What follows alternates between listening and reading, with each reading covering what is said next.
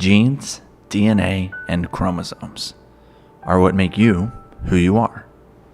They are the set of instructions that are given to you by your father and mother. These instructions are in your cells, and all living organisms are composed of cells.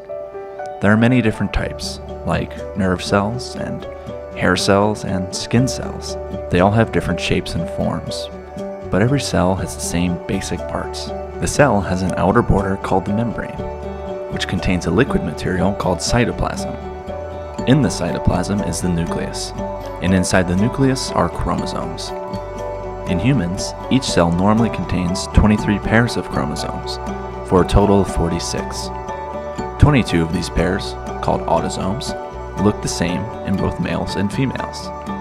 The 23rd pair, the sex chromosomes, differ between males and females. Females have 2 copies of the X chromosome, while males have one X and one Y chromosome. The chromosomes are really long strings of DNA, deoxyribonucleic acid. DNA is shaped like a ladder that's been twisted. This shape is called a double helix.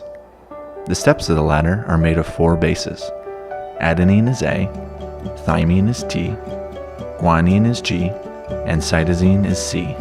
A stretch of the DNA is called a gene. Your body reads the genes and the letters like a recipe and builds protein. The order of the bases in the DNA, along with the length and sequence of the gene, determines the size and shape of the protein it builds. The size and shape of the protein determine the function it will have in your body.